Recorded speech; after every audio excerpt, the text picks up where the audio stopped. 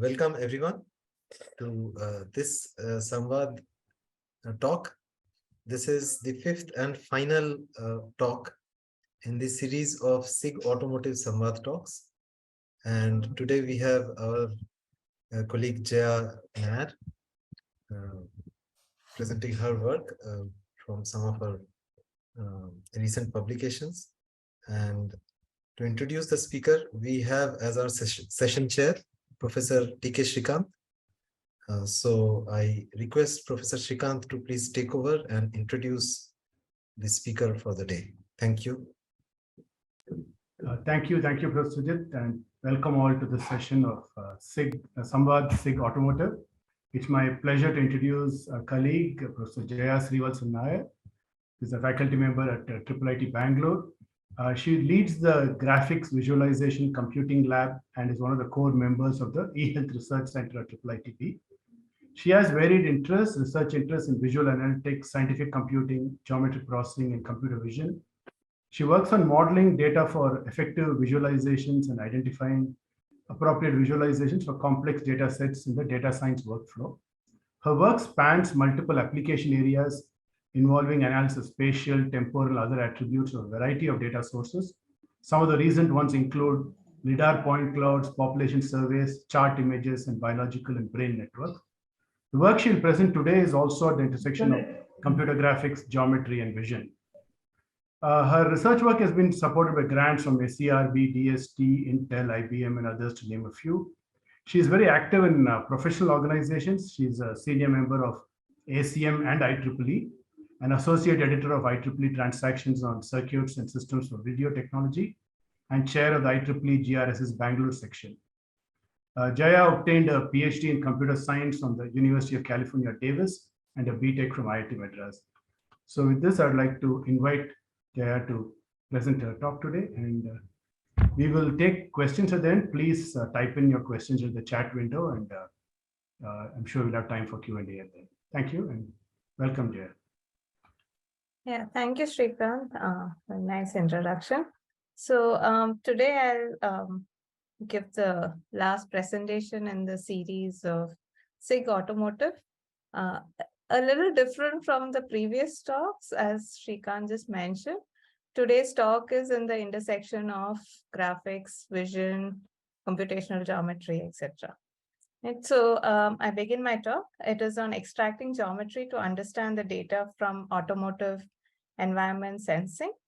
So the images that you see on the right are indicative of what the talk is going to be about. So we on the top here, we see images and they are converted to scene geometry. And here on the bottom, we have point clouds, and this is converted to surface geometry for roads. Yeah, so what you would have seen earlier is on this image that you see of the different levels of automation that is used in ADAS. So we see here that level 0 is no automation. It goes up to partial automation where the driver is still in control. And then beyond that, the control of the driver reduces, right? Now, this is the level. These are the levels of driving automation that has been proposed, or it's a standard that has been put together by the SAE, that is the Society of Automotive Engineers. Now, if you look at the how these levels come about, they are decided based on the entity who oversees the motion of the vehicle, the control of the actuators, the monitoring of the environment, the supervision of the system, the fallback solution, and the limitation of the operating domain. For our talk, we are interested in this part, that is the monitoring of the environment.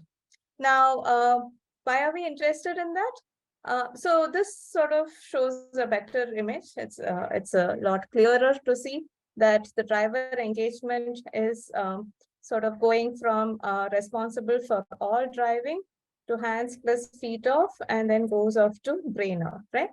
Now, what we see here is that most of the vehicles today, the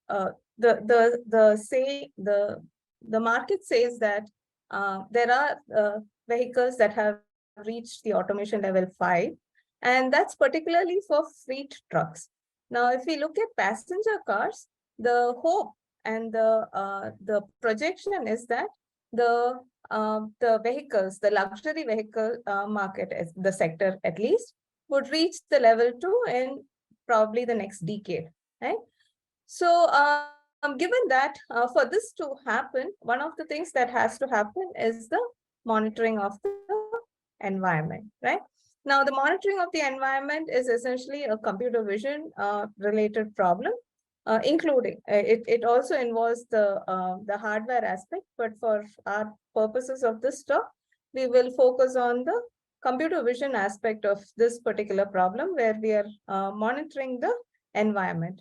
Now, continues to be a challenge even today, because there is this notion that a lot of the solutions that we see are deep learning solutions, and we require a lot of training to be done. And the talk in general in the market is to move all the computations to the edge, right? And which is a difficult problem in itself.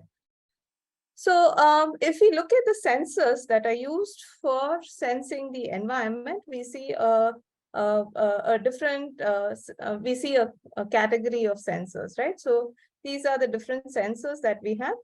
These vehicles are called connected and automated vehicles, cabs, which is what the series have focused on in terms of talking about the different communications between the vehicles, etc. That comes from the aspect of being connected. Now, in terms of the sensing, the first sensor is, of course, the human eyes of the driver. So disregarding that, the automotive part would be the automatic part would be the radar, LiDAR, camera systems, and dedicated short-range communications for connected vehicles. Now, our interest here is really to look at the LiDAR and the camera sensors. Camera sensors have been around for quite some time, particularly for reversing the vehicle. And so if you look at here, the camera sensors are usually stereo monocular.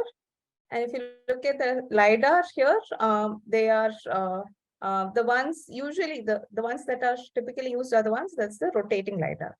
Now, if you look at the ranges, we see that the camera sensors look at the surround view, blind zone, rear collision warning, etc. And the LiDAR looks at lane detection, pedestrian objects, closer objects, and traffic signs, right? And if you look at the ranges, they are all close range sensors, right? There's this notion of active and passive sensors, but all of these sensors, for all practical purposes, are passive sensors, because active sensors are the ones that has energy of its own to function. Okay, so if you look at the camera systems, we have stereo monocular videos which are captured using the cameras which are loaded in the, which are mounted in the front of the car. So this is sort of the camera footage that we get. So for this talk, we will focus on images, which are really frames of these videos that get captured. And the kind of work that is expected is we do segmentation like we see in the right side. Right? Now let's look at some of the problem statements that arise from the data that is captured using the camera sensor. So we see that typically there is this per pixel semantic labeling that is usually done, where we want to understand the objects in front of the car. And the next one is to detect the object itself, that is the 3D object itself, not just figure out that these pixels belong to a particular object, but actually cut them out, right? And the last one is, which is not as prominently done as the first two, but it is on the rise, is on the 3D virtual scene reconstruction. So if you look at the image here, this is not a real camera image. It is actually a rendered image. So if you closely look at these trees and the sky, you can see that they are actually rendered using a graphics engine. So this particular one is a virtual kitty data set that we're looking at. So now moving on to how LiDAR point clouds are. So these are some of the images, snapshots of how LiDAR point clouds themselves are captured. So you typically see that you see these circles of samples which are captured, which is mainly because of the rotating LiDAR sensor itself. And as a car moves along, we keep capturing sequences of these point clouds. So each scan, a 360-degree scan is one point cloud. And so you generate like several point clouds. So the idea is then to use these point clouds to doing the same kind of similar kind of processing as we saw in the camera images. So it involves looking at semantic segmentation and semantic understanding. It also involves looking at 3D object detection. And the last one that we are looking at is the navigable surface determination. So the idea here is as the car moves along, the surface that it is traveling on can be determine that entire surface. Now, trajectory determination itself is a problem that people work on. Now, we are extending the trajectory determination to a navigable surface determination. Now, the trajectory determination comes from the sequence of the point clouds that we are capturing. Right? So, this is sort of the brief overview of where this talk is headed to. So I'll present two papers that were published from our lab. So the first paper is the MTech thesis work by Ankita, Christine, Victor in 2019, and we finally ended up publishing the paper in 2021. So this paper is on building 3D virtual worlds from monocular images of urban road traffic scenes. So if we look at here, we see that there are several instances where 3D modeling is used, and it is a part of usually graphics applications. Now, graphics applications themselves are used for simulations, urban modeling. It is also used for creating testing videos, software testing videos. Right? So let's take a look at how many of these models are created. For those of you who are familiar with graphics tools, this is the Blender tool. So even when we use Blender and other kinds of tools, usually there is this notion that the human has to be part of the loop of creating these models and putting the scene together. So even when we look at the paper on Virtual Kitty, we see that there is contribution from several graphic designers who have put together these meshes which can be used in a graphics application. So if you look at this car model here, this is really a mesh. It's a triangulated mesh, and it is inserted into the scene, right? So nowadays there are deep learning solutions for this, but this is a complex problem in itself. As we see the workflow, this will get clearer, right? So we propose a pipeline to automate the modeling process here. Given a monocular image, we approximately replicate the scene. So we are not replicating the full scene because we do not have photorealistic rendering here. As you can see, these look like they are just meshes where appropriate lighting model has been used. But the idea is to give an impression of what the scene would look like, right? So, and the goal here is to create a tool which would allow the users to also edit the scene. So suppose I want to remove a car and insert a truck, or remove a pedestrian and put a rickshaw, I should be able to do those things, right? Okay, so, yeah. So our novel contributions are captured in an automated workflow for the building of 3D virtual worlds from monocular images of traffic scenes, which are captured from the moving vehicle. And the idea is this can be further edited and animated. So let's take a look at how the workflow looks like. So this is the overview of the workflow. So we start with a monocular image, and then we get these virtual scenes. What we use here is the underlying model that we use here is we organize the objects in the scene in a way to be able to extract them one after another in a structured fashion.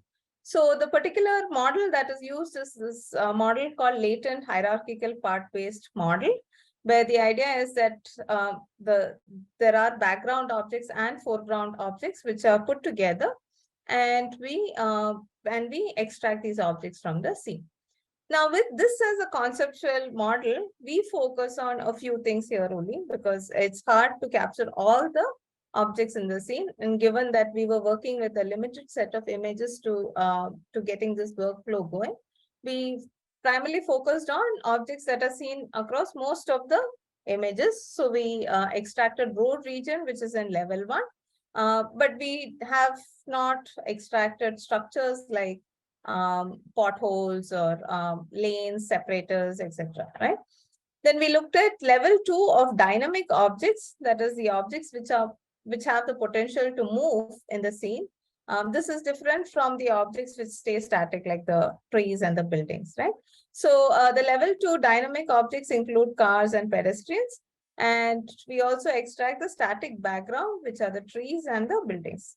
So we don't extract objects such as the traffic scene as yet, signs as yet, because some of the scenes, most of the scenes did not have traffic signs. Okay? Or the scenes that we looked at, they did not have traffic signs. So let me go through the workflow one by one. Right. So we start with the monocular image, and then we first do the depth estimation.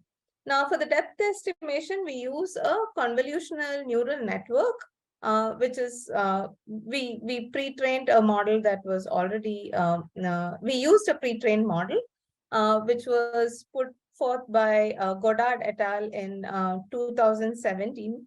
And this particular model uses parallax error to take a single image and create the depth using stereoscopic vision. Now, once we do that, we get the we get the semantic. We use the semantic segments as is from the data set. We combine these two together. We get the depth and the objects in the pixel space. Now, once we get that, we take the average of the depth for the object, and then we say that this is the z value from the car where the object is placed. Now, one of the things that we have to fix here is also the y coordinates for these objects and then the x coordinates. So we start with the y coordinates. Y coordinates, essentially, we assume that most of these objects are on the ground. So the y value of its baseline should be 0. Okay? So we have to do some more processing for this. So how do we do that? So we take an image and we draw these baselines, and then we use these baselines to guide us to say if two objects have the same z value, we look at we consider them at the same depth, and we place them. Now, if it has a higher z value, as in it's further away from the car, then the y value in the image space would look like it's higher, right? Because it's a perspective view. So what we then do is we still keep the y value at the ground, but place the object behind the object that is nearer. So we do this adjustment in the image space based on the image space comparisons. So after we are done with fixing the z value and the y value, now we fix the x value. So as I mentioned already, it's a perspective view. Now, what do we understand by perspective view? We understand that in a perspective view, parallel lines would meet at the vanishing point, which is in the horizon. So you see that these lines are going to meet at the vanishing point further away, right? So but then the scene that we reconstruct for us to build the world should have the parallel lines as they are. So we have to correct this particular projection that we already have, right? So we have to correct this from perspective view to the orthographic view. So we do this by selecting some points in the scene where we are sure what the x value would be. Then we do a direct linear transform. Now, this direct linear transform is a method by which we try to compute. We compute the projection matrix, which gives us the perspective view from the orthographic view. Now, when we compute this matrix, after we compute this matrix, we take the inverse of this matrix and then multiply with all the points that we get from the pixel space, and then we get the actual x value. So that's essentially how we do the x value computations. So at the end of these two steps, now what we have is the 3D positions of each of these objects. Now when we say the 3D positions of a car, we mean the 3D position of the centroid of the car, as in this is the center of mass of the car. And we also have the class labels based on the semantic labels here, right? So once we get these two, then we start building the virtual 3D world. Now, for this, we need a repository of meshes to use. So one of the things that we don't do here is, so given a car, we don't try to figure out what brand of the car is and then find the appropriate mesh of the car. As a proof of concept, we keep a car in terms of like, if it is a sedan, we keep a sedan. If it's a truck, we keep a truck, that sort of thing. So at a very broad level, we find meshes and match them. So once we find the mesh, we place the mesh in the 3D position. Then now this mesh that is there in the repository has its own size, right? Now it has to be scaled to the scene that we have here. So that gets done automatically with respect to all the other objects in the scene. And then we also do collision detection to make sure that objects are not clashing with each other, right? So we do this much and then we create the scene. Once we create the scene, we can do the graphics rendering using OpenGL, which is the standard that is used for graphics rendering. We also adjust the lighting to use the Fonk lighting, which is the appropriate lighting model to use.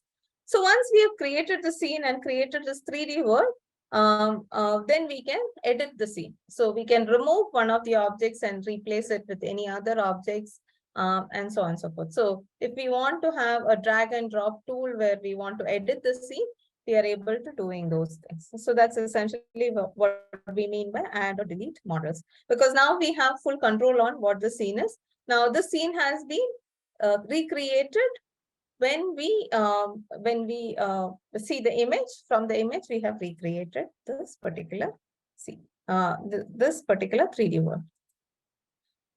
Now, yeah, so there is a question here. What happens if collision is detected? So if collision is detected, typically we perturb the 3D position to avoid the collision. So the idea is the scene is, once we create the scene, we are free to doing whatever we want to, because this is just a snapshot at that point in time, right?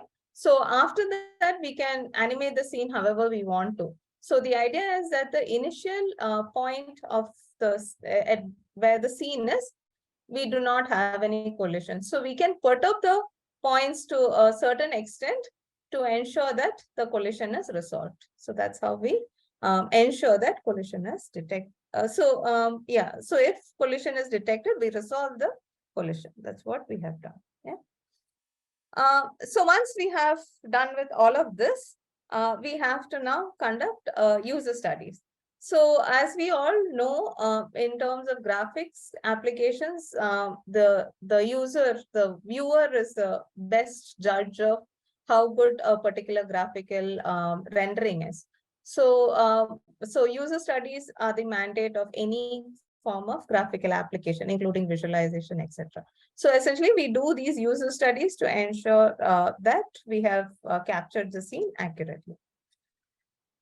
So the first study that we did was video to image correspondence.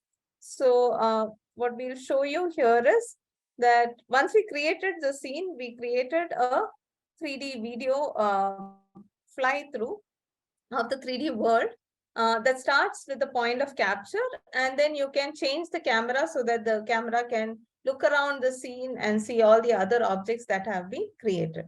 Now we have to be aware that the scene that has been recreated is based on what has been seen in front of the car, based on what the information of that particular images. Now, if you want to recreate the entire scene, we will have to then study the entire video sequence and then be able to position all the objects that's given. So for this work, we have focused only on a single frame.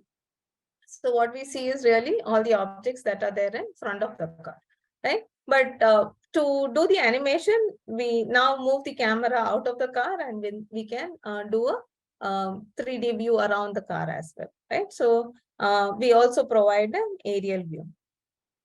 Then the user looks at the video and looks at a bunch of images which are very close to each other. And then the question is for the user to say which image was used to construct that particular scene and the video.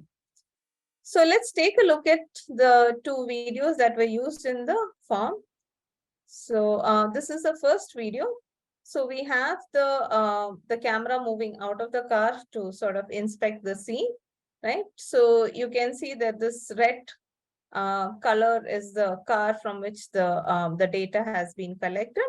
And then we are able to reconstruct the entire scene in front of the car, right? So that is the first video that we have. The second video that we have is this one.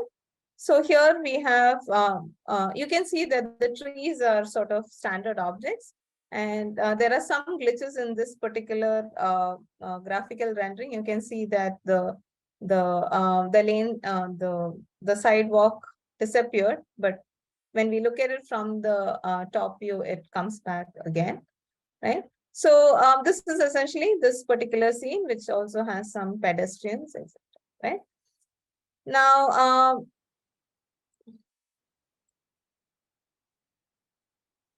so let's take a look at the questions we had. So this is these are the videos that were played that were available in the form, and then these particular set of images were shown. Now we also chose the images with some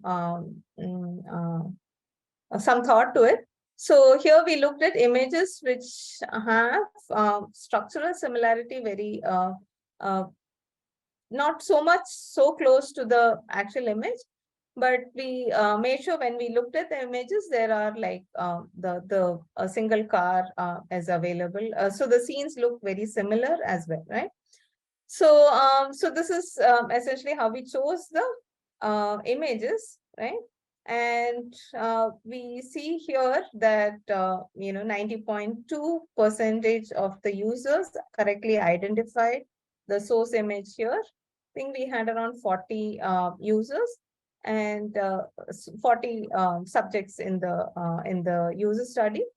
And here 95.1% users correctly identified the source images. So these are the different source images that we have. Okay, how are the attributes of the image recreation decided? Boundary, resolution, illumination, etc. So in this particular work, we did not look at a lot of these things because the idea here is to approximately recreate the scene. So things like illumination would come into play when we are recreating the scene with photorealistic rendering. When we say photorealistic rendering, it means that the rendering looks like the photograph of that particular scene itself. So if it is a metallic car, you want a metallic texture to the car and it should reflect light in a certain way. If it is daylight, the sun should be in a certain position and so on and so forth. So we did not worry about all of those things for this particular recreation, and henceforth this recreation is also incomplete. It's not complete in that sense. So it's just a proof of concept saying that we can use these different mechanisms and a workflow to recreating some parts of the scene. If we look at the virtual kitty paper, which actually focuses on recreating photorealistic rendering, what they have done there is that, again, they haven't recreated all the objects in the scene because some of the objects, it's even hard to detect even using, say, semantic labeling or semantic segmentation itself. And most of these data sets are also the training data sets are also manually curated. So most times it's hard to pinpoint certain parts of the scene with a lot of precision. So given all of that as a background, most use cases of such rendering would always be an approximate rendering. It won't be an exact precise rendering. Even within that, we have not looked at all of these different things because this is more like a proof of concept where we said, okay, when we look at an image, are we able to recreate the most important parts of the scene? Yeah. All right. So the second user study was on looking at the images, and the image that was used as the source image, and the final the snapshot of the rendering from the front of the car. We asked the users to look at a Likert scale and say how similar did they find the two images. So they were to use Likert scale to defining to saying what their perception is. Now, so for each of these, we got average scores of 4.17, 4.24, 3.49. So it's like 5 says that they are exactly similar, 4 says somewhat similar, 3 says neutral, and not similar, and strongly not similar, right? Strongly dissimilar. Now, we also computed something called the Kronbach's alpha, which is used for Likert scale analysis, which indicates if the design test is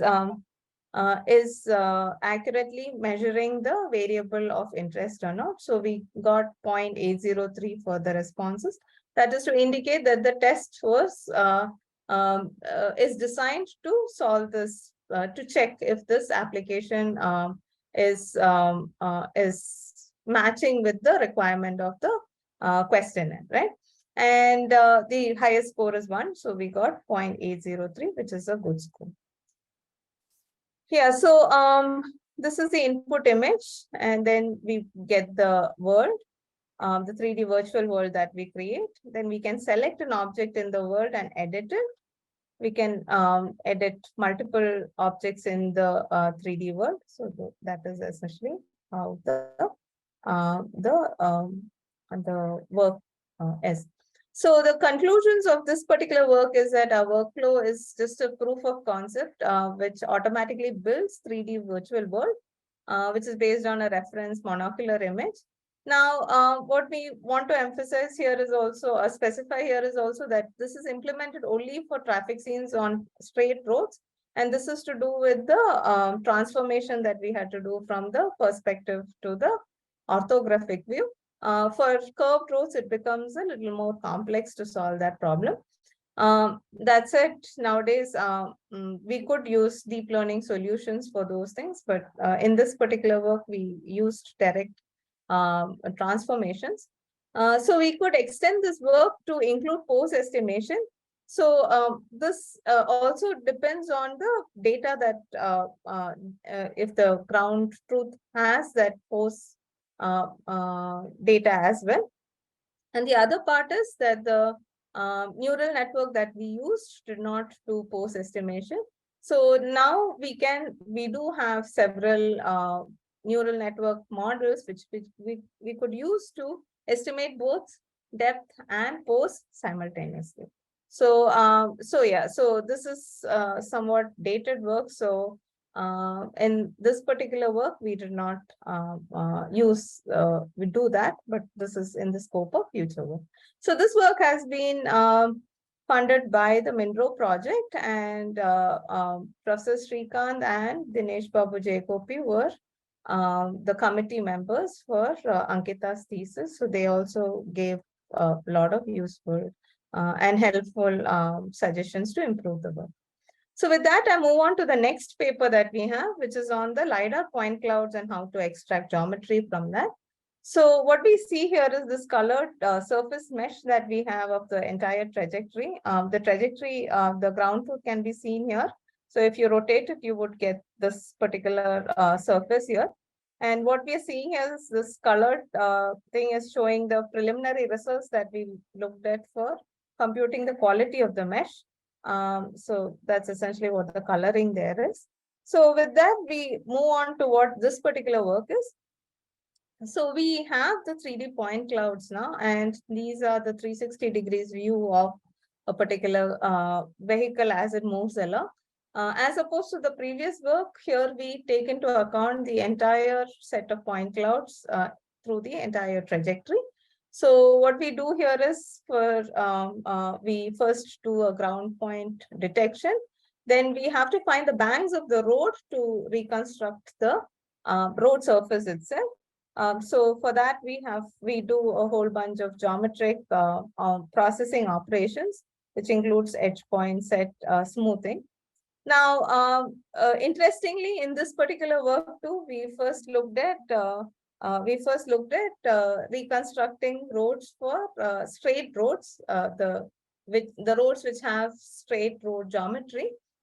So for that, we had to then identify for every frame, that is every point cloud, if it belonged to a straight road or it turned or it is a roundabout, what kind of scene is it that we have in that particular point cloud. We had to capture that. So that's essentially what the frame classification is for.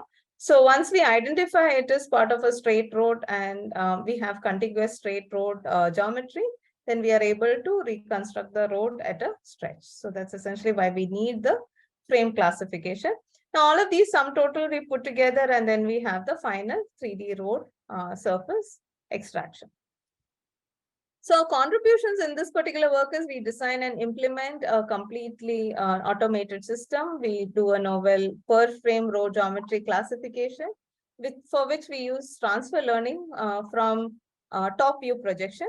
And we use point set processing and surface mesh generation, which is typically not done in this kind of data set. So this is the first time this sort of work is done.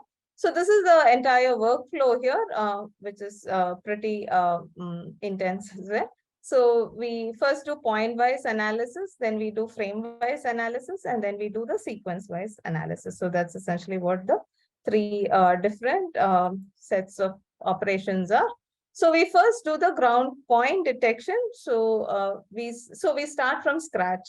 Right. So unlike the other kind of operations that the processes that are done on point clouds, we don't need the entire semantic segmentation of the point clouds. It's sufficient if we identify the ground, because we just need to identify the navigable surface here.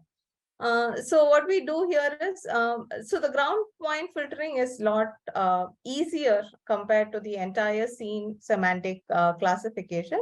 So for that, we are able to use something like the random forest classifier for doing the ground point detection. Then we identify the road edge point, because it's not clear that once you have the ground points, which are the points which form the bank of the roads. And we need the bank of the roads to reconstruct the surface, because we need only a coarse approximation of the surface, not the finer one. So what that means is we won't find the potholes. We will find only the smooth tarred road surface, right? So as I mentioned, we need to do the frame classification to identify the geometry of the road. Then we do edge point smoothing to make sure that we have removed noise in the banks of the road. And then we do the final surface reconstruction. So for the point-wise operations where we are trying to do the ground point filtering, we collect a lot of features. So we use handcrafted features in a supervised learning model, because ground point filtering does not require deep learning solutions usually. It is sufficient to use supervised learning for that. So a lot of the features from literature, it has been shown that height-based features are the best ones to do this classification, because as height-based features are statistically significant for ground point filtering. So we collected a lot of those. For the local features, that means we find a local neighborhood and then compute the features. We are able to improve on that by computing it for multiple scales, that is multiple sizes of the neighborhood. So we improve on the features themselves. So that's essentially what we do there. Now, we also do remove outliers. For removing outliers, we look at what is there between the first consecutive frames. And if the points are coming back again in the next frame, we retain them. Otherwise, we consider them as noise or outliers, and then we remove them. So that's essentially how we do the outlier removal. So for that, we use the iterative closest point registration, which is usually done for point clouds. And then we finally do the ground point detection on the filtered out points alone. So we have removed the outliers, and then we work with a clean set. And for that, we have computed the multi-scale features, etc. Right? Now, as we mentioned, we have to find the bank of the road. So what we do now is we figure out which are the flat regions of the road and where there is a sharp change in the height. Now, for that, we look at Gaussian mixture model, which builds which identifies two different Gaussian functions for the non-flat and the flat regions. And then we take the non-flat regions as the bank of the road. So that's essentially, so the inspiration from this is from the edge detection that is done in image processing. Okay, so once we do get all the ground points, we pass them to the frame-wise operations, right? So here we generate two different projections of the point clouds. So one is a top view and the other one is a range view. Now range view is essentially an image that is created, it's a theta phi image. So essentially, if you look at the cylindrical projection of the point cloud, which is as the data is, because the way the sensors move, you get a cylindrical projection of the points. So you can bucket them into theta phi and then generate an image out of that, right? So the pixels are no longer XY locations, but they are the theta phi location. And the point that is the closest in that particular bucket gets drawn. So that's essentially what the range view is. So we use the range view for the frame classification, and we use the top view for the, we use the top view for the frame classification. We use the range view to finding the edge points, right? So here we got a whole bunch of edge points. Now we have to thin them to finding the exact edge point. So the closest one to the sender line. So that's essentially what we do using the range view. So for every, so we use a scan line algorithm to look at every row, and then we find the nearest point to the center line of the trajectory, which is essentially also called the skeletal line in computational geometry. So we find the axial line. So we use the axial line to finding the nearest edge points so that we can use those. Now we do the frame classification from the top view, and we have the geometries defined. Now for the frame classification, we use a transfer learning method using the ResNet 50 architecture. So this is used because the geometry is perceptible from the top view. So from the top view, you can tell if it is a straight road or a crossroad or a turning.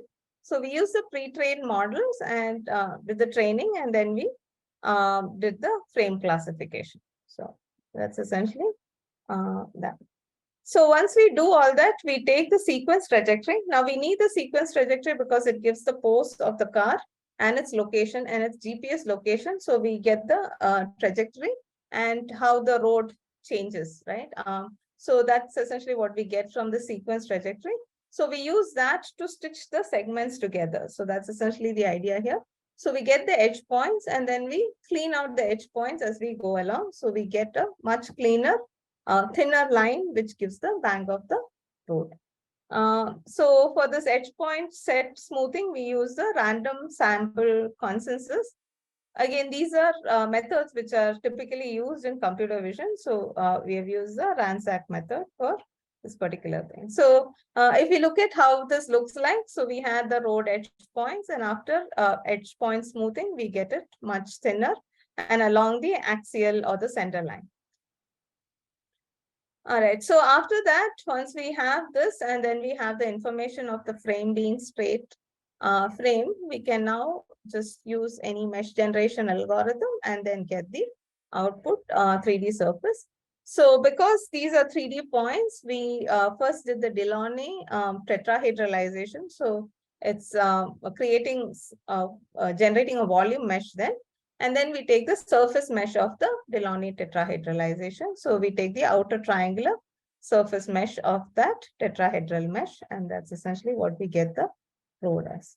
So we'll quickly go through the experiments and results. So we looked at a whole bunch of sequences. So this comes from the semantic kitty dataset.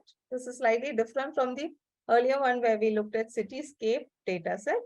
Now, in the semantic kitty dataset, they have training and testing sequences. So in the training sequences, we took 4 of them, which have mostly straight roads, and then we were able to reconstruct the roads. So what we see here is, because there is no ground truth really here, we took the road points from the data set, from the semantic labels that's given, and then we reconstructed the roads, and then we compared these two surfaces that we got from our ground point filtered ones and the points which are marked as labeled as road points in the data set itself. And then we compared those two surfaces, and then we got the RMSE score here. So that's essentially what we are showing here. Okay, so this is the sort of the overview of the entire semantic kitty data itself. So these are the number of frames that we worked with. You can see that the straight roads have more frames than the others. And one of the things that we also did was, when we looked at the frame classification, we got better results when we looked at the hierarchy of like the first level, that's a straight versus curved road. Better accuracy than when we looked at straight, crossroad, and turning. That is looking at all the leaf nodes in the hierarchy, in the class hierarchy. So we stuck to the first level of hierarchy. That is, we did the straight versus the curved roads. So these are the ground points, and these are the points that were identified as road points, and these are the points that were identified as outlier after outlier removal. So we kind of see that most of the points were retained, and the better points were retained. So we see that the percentages improve slightly in terms of what we got as the outlier point and the percentage of it, which conform to the road label points. So that's essentially what we have here. Right. So if we look at some of the images that we got for the ones we don't have, so we tried it on other sequences as well. So this is a testing sequence.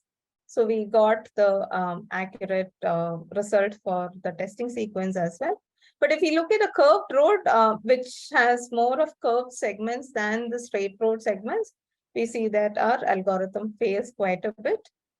We are working on fixing this part using a post-processing step now, but that's work in progress. Yeah, so if we look at each process in the workflow, we see that when we looked at the ground filtering, we got better accuracy when we used multi-scale local features. And we see also that after we use this filtered points, we see the classification accuracy is much higher. When we, as I mentioned, when we use the first level of class hierarchy for the frame classification, we get 82.35%. But when we use all the 3 classes, we get 78.51%. This could also be because we don't have sufficient number of samples for turning and crossroads. Henceforth, the drop in the classification accuracy. Now, another thing that we have to also mention here is all these, the ground truth for this was manually curated by us, because this again is a novel contribution from our work. Right.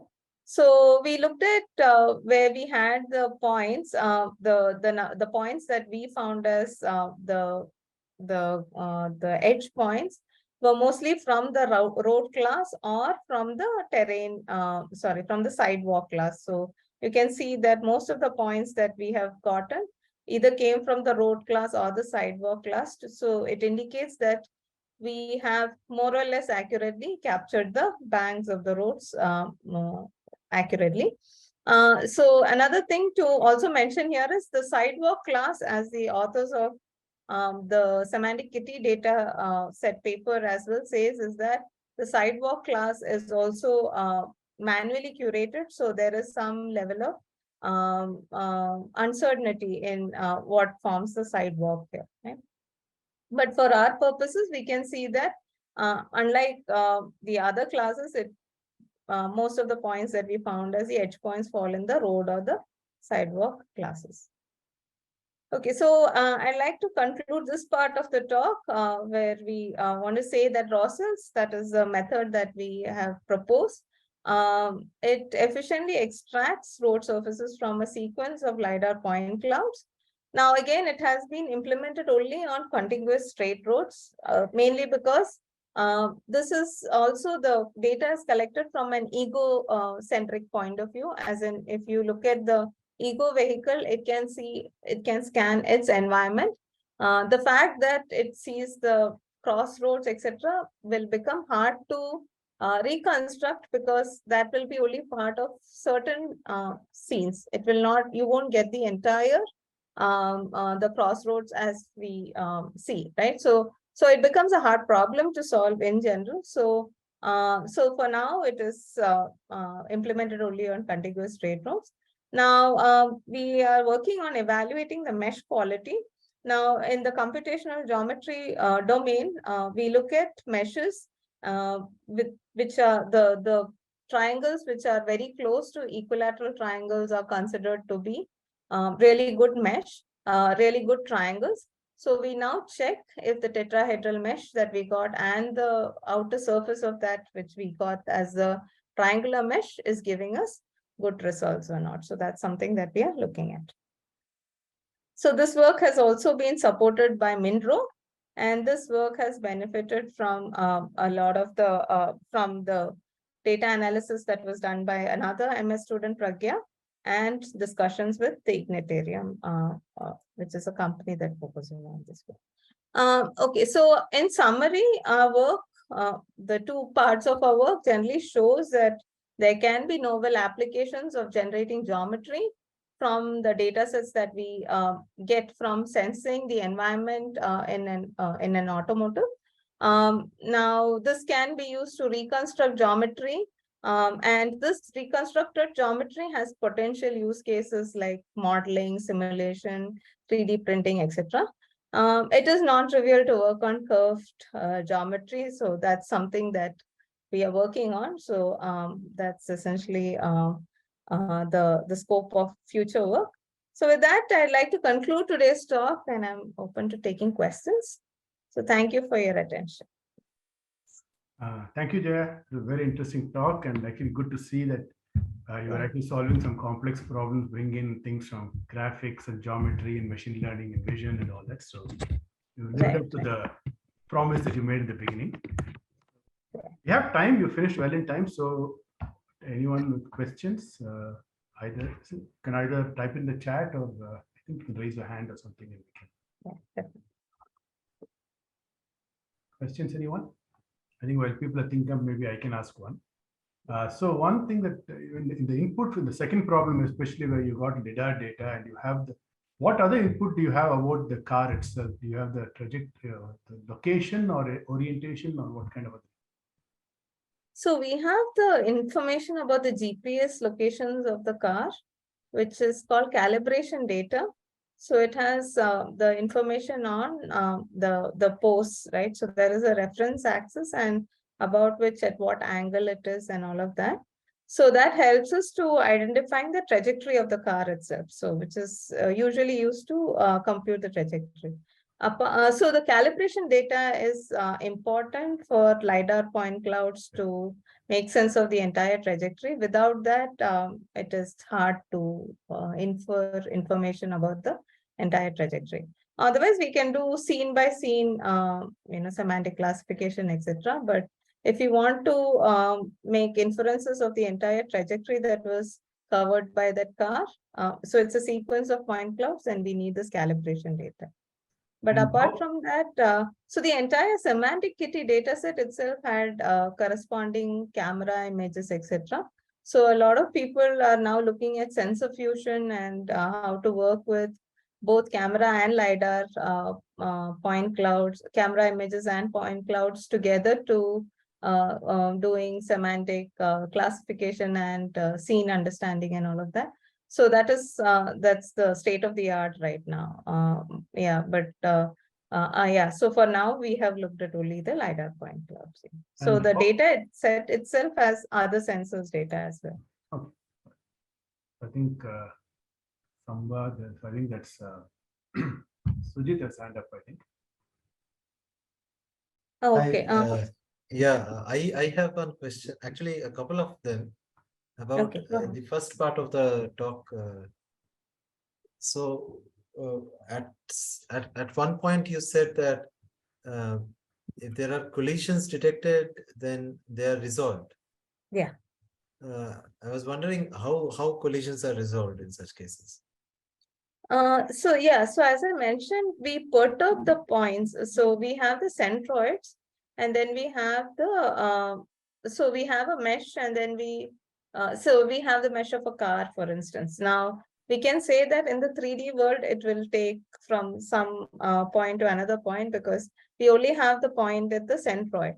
Now, if we detect that the collision has happened with the neighboring object, right, with the object which is in its proximity, right? Right. Then essentially there are ways to finding collision detection. One of it is to check if their bounding boxes collide themselves, right? So if those bounding boxes collide, then that means the mesh themselves collide. Now, so once we find that, we try to resolve them by perturbing the centroid to the extent that the bounding boxes don't collide any further, right? And like I said, these are again approximate reconstructions. So while we have that relatively, they are all like these objects are placed in the scene. If they are moved a little bit further from each other, it will not make such a big drastic difference to the scene itself. So, so the perturbations are very small to the extent that it resolves the collisions alone. But that's how we resolve them. So the idea is that the underlying scene itself did not have that collision. So the collision could be because of the way in which the mesh is, or because the scaling factor was not accurately done or whatever. So we adjust all of those things to ensure that the collision is resolved. So that's essentially how we do that. So one But related... like you can see that we work with very few objects, right? We work with Right, cars, right. and then we work with pedestrians and so on and so forth. So so a lot of it was done by trial and error to make sure that these are the rules that we would follow. So Okay. most times the rules were to make sure the scaling would take care of the collision detection, and the perturbation of the centroids would take care of the collision detection. So it was not an animated scene. It was just the single. So it's like a studio setting, right? So you place all the objects, make sure they don't collide. Then after that, you can animate them. So that's the idea. Right. So another related question, Jaya. Yeah. So when you detect a possible object of a particular size, how do you how do you detect its depth information? Because it could be a small object close by or a big object far away. Is that data also present as a part of the original data? No. So that's the thing that we resolve using those baselines that we drew, right? So if you look at one of the slides here, let me just go back to that. Slide 23, I think. 23.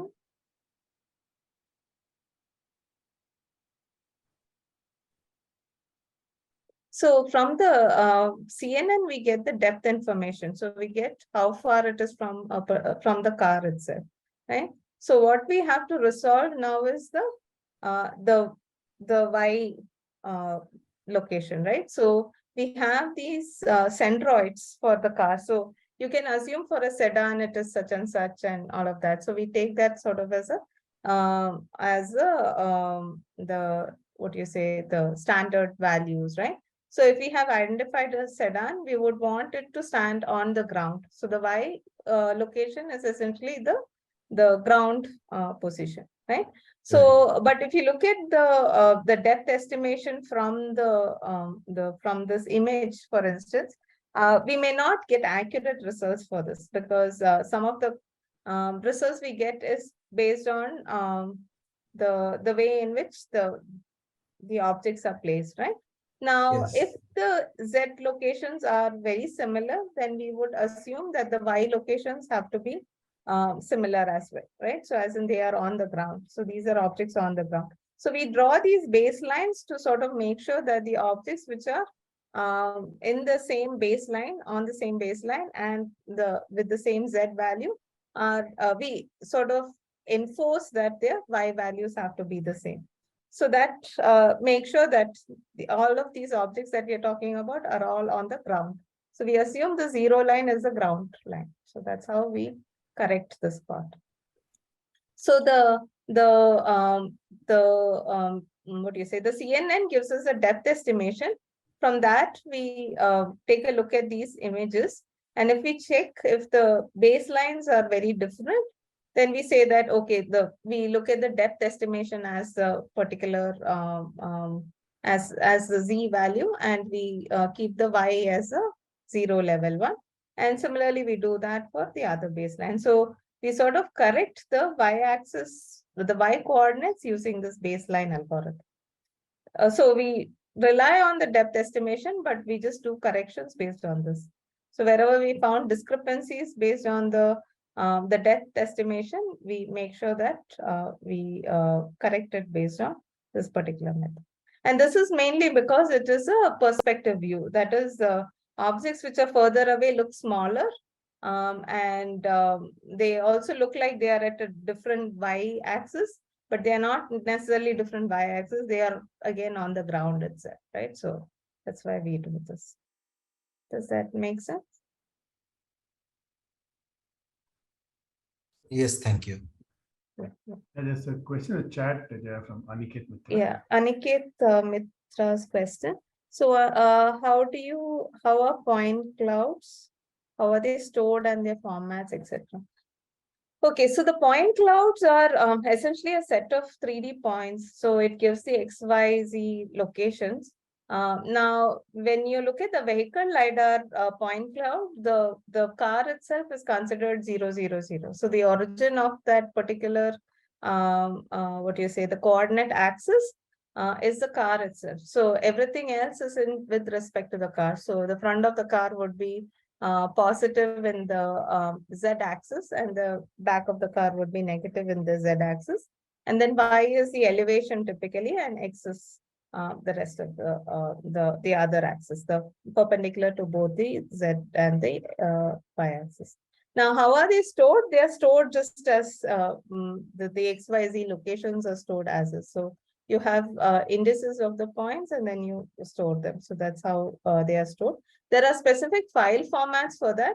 I'm not very sure about what the file format used in vehicle LiDAR is, but in most of the LiDAR, as in the ones that is used for GIS, the geographical information systems, the point clouds are usually stored in a file format that is called LAS format. So LAS format is used, but essentially it stores this information.